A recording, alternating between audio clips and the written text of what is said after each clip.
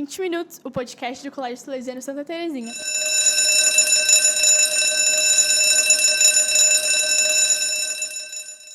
sou a Nicole Delvel. Eu sou a Luísa Lanfranchi e hoje a gente está aqui com uma convidada muito especial. Por favor, apresente-se. Eu sou a Flávia Santana, e mais conhecida como a Pro Flavinha, Tia Flavinha. E estou muito orgulhosa de ser convidada, principalmente por esse momento tão especial e que eu levanto essa bandeira com muita honra. E então, você poderia contar para a gente um pouquinho sobre como você começou a trabalhar aqui no Salê, o que você faz aqui, né? Eu entrei aqui no Salesiano com 21 anos. Nossa, muito novinha. Muito novinha. Continuo novinha ainda, sim, não óbvio, não, mentira. Sim. Já fazem, graças a Deus, 29 anos que eu atuo aqui como professora de educação física. Só de Salê? Só ou de Salesiano. Salê e outra, só de Salê? Como eu entrei, graças a Deus, eu digo que eu sou muito abençoada, porque a gente, por específico, a gente trabalha por hora-aula. Sim. Então, quando eu entrei no Salesiano, graças a Deus, eu já entrei com uma carga máxima. E aí, graças a Deus, esses anos eu venho aí contribuindo com essa quantidade de aulas. Mas eu, quando estava na faculdade, eu trabalhei em escolinha infantil, trabalhava com os pequenininhos, né? Então, a gente acaba ganhando experiência, entrando como estágio para poder depois atuar. Entendi. E você é nossa professora de educação física, né? Atualmente você está no ensino médio, né? Tô. Você não está mais no infantil? Trabalho, eu tô esse ano também tive o privilégio de estar atuando com a educação infantil, com o 3º ano do Fundi 1, com o 8º ano do Fundi 2 e a 3ª série do médio. Terceirão, famosa pelas danças, né? Nossa organizadora amor, vamos dizer assim. Sim. A grande expectativa do terceirão é essa festa junina, que é o marketing do salesiano, né? Isso até, eu diria, nem do salesiano, da Zona Norte. Com certeza, com certeza. Um marco, né? Um marco. Vocês óbvio. esperam ansiosamente para esse terceirão. Sim, é verdade. Só por isso. E assim, já que a gente está no mês de outubro, um mês muito importante, né? Para falar sobre o câncer de mama, a gente queria saber um pouquinho da sua história. De como foi que você descobriu, de como... Foi todo esse processo? Enfrentar o câncer não é fácil. Eu falo muito, de novo, que eu sou privilegiada e eu fui abençoada, carregada nos braços de Cristo, porque eu descobri numa viagem de férias em julho, em 2011, e a gente escuta muito falar, mas nem às vezes se importa com isso. E é uma causa muito nobre que nós, mulheres, precisamos estar atentas, sim. Eu estava viajando em família com meu marido e meu filho, e por acaso, nessa vinda de praia, né, tomando banho, eles estavam tomando banho, eu já tinha tomado, eu acabei deitando, estava me trocando, e havia um anúncio que na época era Malhação, há muito tempo atrás, e na própria Malhação estava dando ênfase ao câncer de mama. E aí eu fiquei, nossa, câncer de mama, como será? Acabei deitando na cama e fui me tocar. Ao me apalpar, eu senti uma bolinha. Mas essa bolinha, eu falei, será que é? Não é? A gente acaba não tendo muito conhecimento. Eu falei, acho que não é nada. Passaram-se uns dias, a gente tirou 15 dias de férias lá. E uma das noites que a gente voltou pro quarto do hotel, liguei a televisão, estava William Bonner dando notícia que o índice de câncer de mama tinha aumentado grandiosamente. E aí eu falei, opa, me toquei, sim. A televisão falou, senti a bolinha, anunciou de novo, eu falei, Deus, sinal, acho que está falando comigo, sinal, né? Está me orientando. Nessa eu já liguei para minha irmã, nem falei isso para o meu marido, liguei para minha irmã e falei, Mo, aconteceu isso, marca um médico, vamos ver esse ginecologista. Na hora de marcar, ela falou, vou tentar agendar, vamos ver quanto que dá. E ela agendou, era em julho, ela agendou no finalzinho de agosto. Sim. Quando a gente voltou de férias, voltamos para o clube, ainda não tinha voltado às aulas. Minha irmã entrou em contato comigo, não conseguiu falar. Ligou para o meu marido e falou, fala para a Flavinha que eu já agendei, mas é só final de agosto. Ele já veio e falou, agendou o quê? Aí eu comentei com ele, ele falou, não, nós vamos no primeiro ginecologista que encontrar, porque ele vai solicitar os exames e quando você for no seu, você já está com os exames prontos. realizei dessa forma. Quando eu voltei no meu médico, na época eu estava com 35 anos, e ele disse que, não, você é muito nova, não precisa. Infelizmente, eu tenho um histórico pela família da minha mãe, que primas dela tiveram câncer de mama, inclusive a minha mãe também teve, nova, com 42. E aí eu falei, eu tenho um índice na minha família de câncer de mama, então eu quero pesquisar. Ele falou, não precisa, isso deve ser uma displasia. Então, mais uma vez, nós mulheres precisamos estar muito atentas em relação a isso. Porque, às vezes, de displasia, se eu tivesse levado em conta, talvez eu não estaria aqui. Mas aí eu insisti nisso, não, eu quero fazer a pulsão, vamos ver o que é. E eu fiz, e a pulsão deu câncer maligno. E aí, desse procedimento, graças a Deus, foi muito rápido, porque eu descobri dia 27 de agosto, dia 20 de setembro, eu já estava fazendo a cirurgia. Que bom. Quando eu voltei no médico, o médico de imediato falou com indicação deles. Então, de novo, eu falo que eu sou abençoada, porque eles não se conheciam, os médicos, mas se conheciam profissionalmente. Um foi indicando um ao outro. E aí ele me indicou para o mastologista, que no mastologista eu cheguei. E eu tenho uma prima irmã, que eu brinco que ela é mais avançada. Então, quando deu a displasia, ela já fez a mastectomia bilateral. Porque ela falou, mesmo que seja displasia, eu já quero fazer, já faço plástica e tudo. E aí eu falava, o que seria o esvaziamento, que na época se falava. Quando eu cheguei no meu mastologista, eu falei, quero fazer o esvaziamento. E aí ele falou, não há necessidade, porque o seu câncer nódulo é 1,2 centímetros, ele é bem pequenininho, está numa região próxima, a gente consegue já fazer a cirurgia e tirar só um quadrante. E eu falava que eu não queria, porque eu quero cortar o mal pela raiz. Verdade. E aí eu já queria fazer das 2 mamas. E aí meu marido, o que é esse esvaziamento? Que ela tanto fala, esvaziamento, vai ficar reta, não vai ficar com seio e tal. E aí o meu médico falou, olha, bem a grosso modo, eu vou te dizer que se muitas mulheres estivessem com essa mentalidade de tirar o quanto máximo tiver de glândula para estar eliminando, talvez a gente não tenha tanto índice de mortes. Mas o esvaziamento para você seria de um quadrante, você tem 20% de chance de não ter mais nada, com esvaziamento você tem 4% de chance. Então, aí, na hora, meu marido falou, nem pensar, vou assinar o que ela está querendo e nós vamos fazer. Fiz esvaziamento, graças a Deus, tirei tudo e o pós-cirúrgico foi a situação de, pelos exames, eu não teria mais nada. Mas o fator crucial foi a minha idade. Então, como eu era muito nova, eu tive que entrar com o procedimento da químio. E aí eu acho que a químio, como a gente tem a grande vaidade com o cabelo, nós mulheres, ali me caiu mais. Desafio, né? Emocionalmente. Enfrentar o câncer, para mim, não foi tão desafiador. Lógico que a gente se desestabiliza, mas a questão da quimioterapia é muito maior. E aí, na químio, também indicação de um oncologista excelente, ele já de imediato me disse que a primeira sessão, eu iria fazer 4 sessões, e a primeira sessão foi que eu já iria ter a reações da quimioterapia já na primeira. Cabelo, tudo. A queda de cabelo, engordar. E aí eu falava, não, o senhor me coloca no colo, que eu não quero. Aí foi mais tenso. São 14 dias após a primeira químio, que teoricamente o cabelo cai. O meu não caiu no 14º. Mas no 20º o cabelo já começou a sair, assim. Você passava a mão, o cabelo saía. No travesseiro o cabelo estava. E aí foi dando aquele choque que teria que estar raspando o meu cabelo. Sim. E aí eu tive...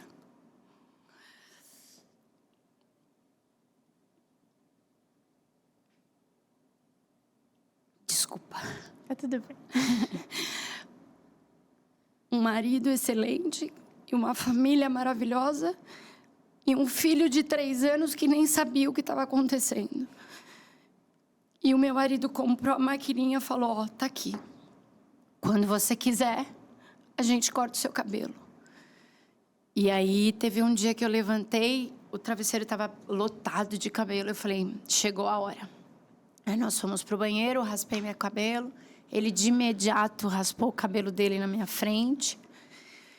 E o difícil foi sair do banheiro e encontrar o Luan e ele olhar para mim e falava: "O que você fez no seu cabelo, mamãe?", né? Aí foi mais difícil, mas ele teve junto comigo até no momento de comprar minha peruquinha, porque como eu trabalhava com os pequenos, eu acho que para eles seria um choque muito grande de eu trabalhar carequinha, né? Sim. E nem de lenço. Os maiores entenderiam melhor, mas os pequenos não. Então a gente foi procurar uma peruca. E aí nessa peruca na loja, o Luan estava junto, sempre acompanhando. E o André olhou para mim e falou: "Ah, você é meio louquinha, então compra uma peruca toda com o cabelo assim". E eu olhava e falava: "Mas não sou eu, né? Tem que ser, acho que seguir, não tão diferente". Então eu comprei uma Chanelzinha. E aí o André ficou: "Compra as duas". Eu falava: "Imagina, vou gastar, já é um dinheiro a peruca, não vou gastar". O Luan olhou e falou: "Mas mamãe, para que duas perucas se você tem uma cabeça só?". E aí eu olhei para ele e falei: até ele me incentivou a isso. Então, tive o processo da peruca. As crianças vinham e são pequenos, eu abaixava para conversar com eles. Eles queriam pôr a mão no meu cabelo. Eu falava: "Minha nossa, só espero que a minha peruca não saia". E vivi esse momento, fui acalentada pela família, por amigos que estavam junto comigo. Então, eu não tinha o porquê cair nesse momento que a gente se sente tão frágil. E é preciso mesmo estar rodeada de carinhos, de atenção, de acompanhamento. A gente vive uma situação, um dilema, porque você, quando pensa em câncer de mama, na quimioterapia você associa muito à morte, né? E hoje a gente, graças a Deus, com as tecnologias, o avanço disso tudo, a gente sabe que é possível enfrentar. Então, eu falo que a minha fé, a minha família e os meus amigos me colocaram de pé. Você é uma pessoa muito forte, sua família.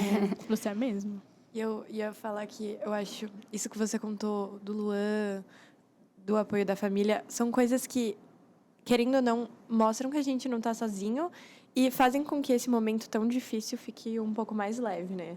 Muito. Ver o carinho das crianças. E quando eu tirei a peruca, que aí o cabelo começa a crescer um pouquinho, aí eu falei: tá na hora de tirar. E eu enfrentei duas situações. A primeira, quando eu vim com o cabelinho bem carequinha, entrei na sala da educação infantil, eles pequenos e muito sinceros, né? Olharam para mim e falaram: "Não gostei do seu cabelo assim". E eu dava aula para o 8º ano também na época. E quando eu entrei na sala do 8º ano, tinha uma sala que estava me esperando com flores. Ah, que lindo. E cada um escreveu um recadinho e me presenteou com essa volta minha de estar assim. Então, me reergui e aqui estou, cabeluda, linda, maravilhosa, enfrentando. E novamente digo, muito abençoada, porque infelizmente não são todas que conseguem passar por isso e estarem aqui. Na mesma época que nós tivemos uma mãe também aqui que estava enfrentando e, infelizmente, ela não está mais conosco. Então, eu digo que a gente não pode se comparar com ninguém, mas que a gente tem que ir atrás, sim, se cuidar, se tocar, procurar o quanto antes, porque hoje a tecnologia está tão avançada, a medicina tão avançada, que a gente acredita que tudo é possível. Atenta, né? Aos sinais, tudo. Muito. Realmente... História complicada, porém que teve um final feliz, né? Eu ia falar, eu acho que é muito bonito ver isso, sabe? A gente conseguir evoluir, se transformar dessa maneira. Porque, querendo ou não, ressignificou e fez com que você pudesse ajudar outras pessoas, né? A gente sabe que você já fez palestras, tudo mais. Então, é algo difícil de se passar. Eu acho que ninguém aqui que nunca viveu consegue se colocar no lugar. Consegue entender o que está acontecendo. Porque eu acho que é um negócio muito... Só você sabe. Sim. Né? É um negócio que você fica com você e com você mesmo e... Só você entende o que está acontecendo. Isso que você falou também, infelizmente, muitas mulheres não resistem, né? Mas eu acho muito legal que hoje em dia, com a evolução da tecnologia, da medicina, muitas mulheres, assim, o índice de mulheres que conseguem sobreviver a isso é muito maior. Então, né, os tratamentos, as maneiras de lidar com, então, eu acho muito legal isso. Eu tive a possibilidade de fazer a mastectomia e já fazer o implante na mesma cirurgia. Mamária. Que isso também não é muito raro algumas pessoas fazerem. Então, existem procedimentos de diferentes maneiras. Falo de ser guerreira, mas eu acho que o maior exemplo para mim foi minha mãe, porque ela também enfrentou um câncer de mama. E a gente ainda na época mal sabia e mal tinha conhecimento disso. Eu acho que vem com o tempo as pessoas tendo um conhecimento maior. Ela não viveu na mesma proporção, né, que a gente, porque minha mãe é mãe solteira, é mãe divorciada na realidade, com 3 filhos, e que na época a gente também eu era muito pequena, meus irmãos também mal entendiam sobre isso. Então, já comigo, eu acho que teve uma assessoria e um suporte muito maior. E você falou, você teve consideravelmente nova, né, o câncer, Sim. porque eu sei que o índice, assim, a maior concentração de mulheres com câncer de mama é entre os 40, 50 anos. Então, assim, é algo também que choca um pouquinho, a gente fica... Surpreende, ninguém vai imaginar, né? Muito. E eu vou falar para vocês que, como eu disse, de médicos, a gente tem o AC Camargo, que é o ícone do câncer, né? E o meu mastologista, na época, falou que eu nem tinha necessidade de estar indo no hospital, porque aí você presencia N situações de pessoas completamente diferentes. E eu mesmo, quando eu fui fazer a químio, no próprio consultório, por estar assessorada com a família meio sem saber, durante as 4 sessões de quimioterapia, eram meio um passeio, entre aspas, porque todo mundo ia para querer saber o que era essa químio, né? E aí tem os tabus, é a vermelha, é a branca. A químio eu punha de mentalidade para mim que era o meu remédio. Sim. E aquilo iria me curar.